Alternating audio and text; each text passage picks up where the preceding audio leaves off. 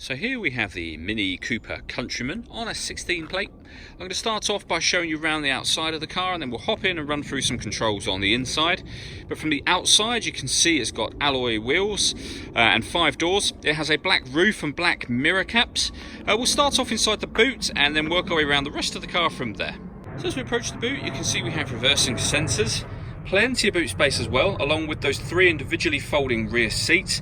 The rear seats also slide forwards and backwards as 2 sections to either give you more rear passenger legroom or more boot space.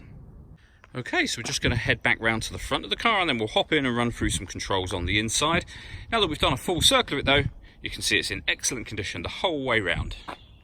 Just briefly before we climb in, I think it's well worth seeing the interior from this exterior point of view. There's plenty to run through on the dashboard, so let's hop in and we'll do that right now. Okay, now that we're inside the car, we're going to start with the dials. We've got the rev counter around the outside of that unit there, and then you can see the digital readout for the speedometer. The total miles for this car, which are 8,249.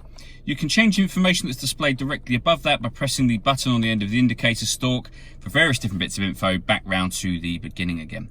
Over in the centre is the main speedometer for the car. So you have the digital one and then this one. We've also got the fuel gauge within this section. When it comes to music, you have got AM and FM radio, which is accessed under the tuner heading there. We have DAB radio, a CD player, auxiliary input and USB input. So you can access any of them by either hitting the button directly beneath it or using this dial and pushing it in when you want to make a selection, say for example DAB radio, and then you can adjust your volume just here. The menu button is what you would press when you want to pair your phone. You can also configure things like a date, the time, whether you want it in miles per gallon or kilometers per gallon, whatever it might be. And you've got some useful phone numbers for Mini just there as well. Working our way down, we have the CD player and then air conditioning. So you can adjust the fan speed, the temperature.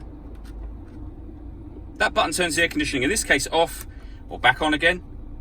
You can determine where you'd like the air to be distributed with this dial. This one will recirculate the air that's in the car. That's a great way of heating it up or cooling it down quickly depending on the temperature that you set. Beneath that, we can turn off traction control. This button turns off the stop and start.